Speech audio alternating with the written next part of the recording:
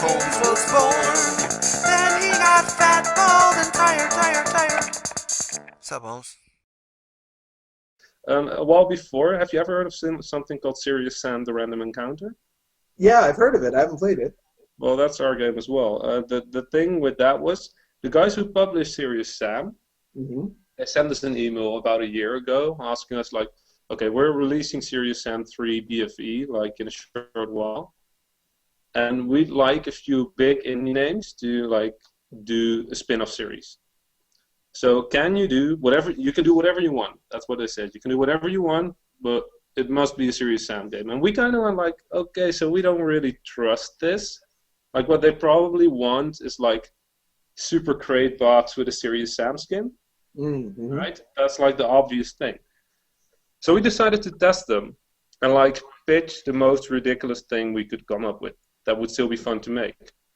So we thought Serious Sam, okay, that's about like strafing backwards, running a lot, shooting a lot of like over-the-top weapons and like 500 enemies on the screen at once. That's Serious Sam. Right. So what is the least obvious thing to do with that? So we ended with two options. One was like a text adventure, but that didn't sound like too much fun for us to work on for a few months. And the other one was a turn-based RPG in the style of Final Fantasy and stuff. So we went with making a Serious Sam turn-based RPG, which you can now buy on Steam. No Actually, way! Really? Yeah, actually, yeah. We sent that to them, and we kind of expect them to go like, no, that's not what we want. And they went like, yeah, and we went like, now we actually have to make this thing? Like, no way. They out-trolled you. Wow, they flipped the troll script on you. That's incredible. Yes. But I'm going to buy it now that you've told me about it. I remember when the Serious Sam guys were reaching out to smaller developers, and all of the games I played from that were all, I think, 2D platformers, so I assumed that's what you would do too. But you did you do the sprite work and everything on it? Did you have to write a script?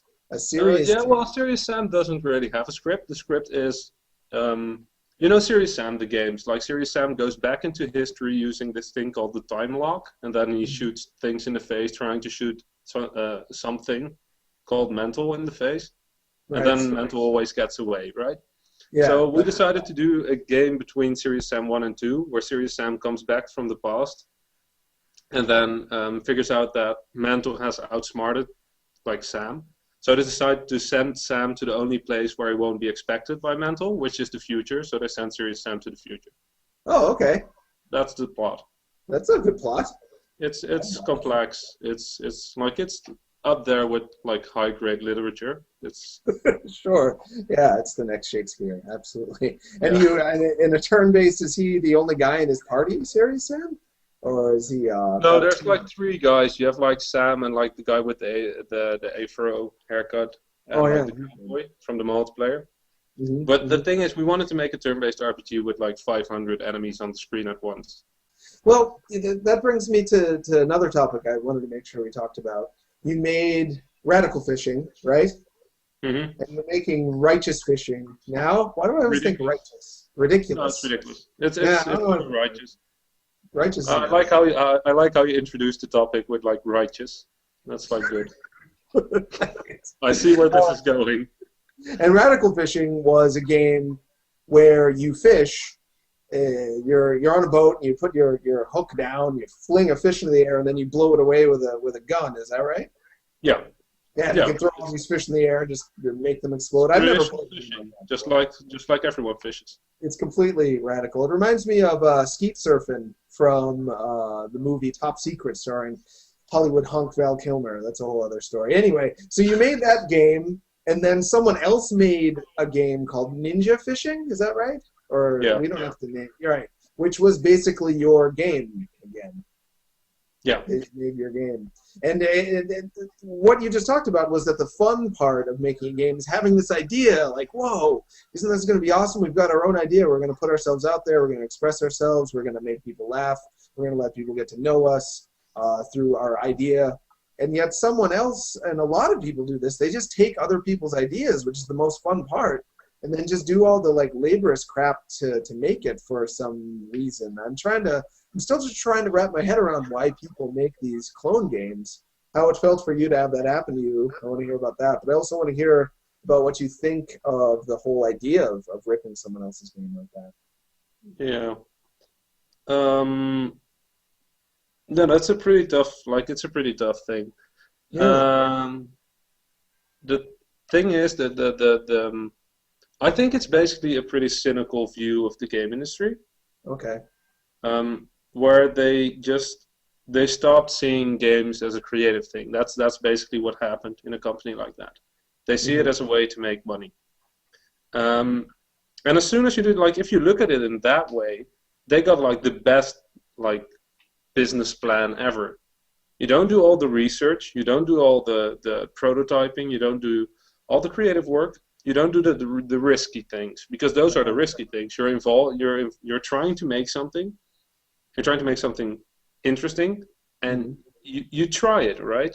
So we have, for every game we make, we have like dozens or sometimes even hundreds of little prototypes that we made that aren't fun. Sometimes we don't figure out something new for months while we're working on something, and something sometimes as soon as a project starts, we also have this other little prototype which is really interesting, which we'll do after we complete the current project, right? So that's the risky part. You don't know when the next good game or good idea is going to come. So what those companies do is they just search on the internet for games that are sort of interesting but sort of obscure as well. They take the entire game, the entire creative part of it, and they send all of that to some South Asian country for cheap production. That's basically what happens. Wow. Then they get the final game, they get a big PR company, and they release it. They earn a lot of money, they take the credit for coming up with the game, and then they search for the next project to like steal.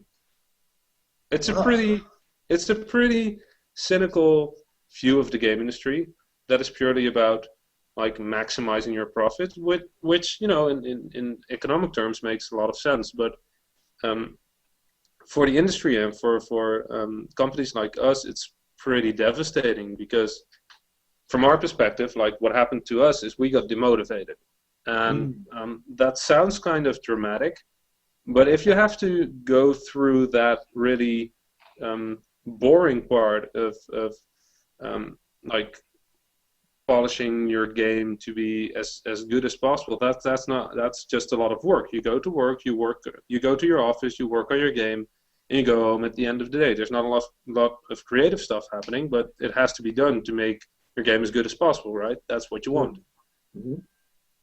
If you're not motivated, if in the back of your head there's this nagging feeling of whatever we do, it's just going to get stolen and somebody else is going to like take the credits and get rich, even though we like put it out there for people to enjoy it for free. Basically, Radical Fishing was free. Right. They're getting rich, and they're getting the credits, and they're getting like somebody even said like, I thought this ninja fishing thing was going to be a huge Fruit Ninja ripoff, but they came up with this really interesting fishing mechanic, and that like broke our heart. Like honestly, that hurts. That's the worst. You go to work, and you go like, oh,